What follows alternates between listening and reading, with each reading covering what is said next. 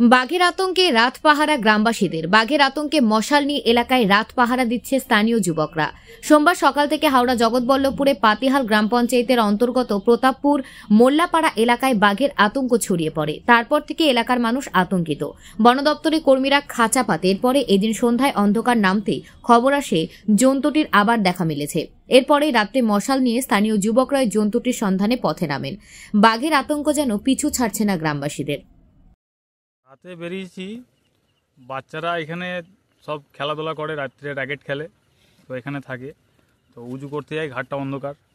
এখন ঘাটের সামনে দিয়ে বলছে দেখা গেছে, ঠিক আছে। তো যার কারণে সবাই মিলে মশাল নিয়ে বেরিয়েছি, ঠিক আছে। একটা আতঙ্ক টাইপের লাগছে রাত্রির মধ্যে। হ্যাঁ, সবার বউ বাচ্চা বাইরে আছে, অনেকজনের ঘোরাঘুরি করে, খেলাধুলা করে, কিছু যাতে না হয় সে কারণে বেরোনো। পুলিশ বা জানানো হয়েছিল? পুলিশ, বন দপ্তর দুটোকেই জানানো হয়েছিল। পুলিশ এসেছিল, তদন্ত করেছে, তদন্ত করে দেখে গেছে। বন দপ্তরও আসছিল, খাঁচা দিয়ে গেছে, খাঁচা রাখা আছে, খাঁচায় ঢোকে নে। বাঘটা মানে এদিক ওদিক ঘোরাঘুরি করছে। তা এখন সন্ধ্যেবেলা দেখতে পাওয়া যায়। দেখতে পাওয়ার পরে এখন আমরা মানে সব 4-5 জন মিলে মশাল জ্বালিয়ে খুঁজছি। আতঙ্কে আছে? হ্যাঁ, আতঙ্ক তো অবশ্যই, অবশ্যই আতঙ্ক। আপনার নামটা? আমার নাম শেখ সেকেন্দার।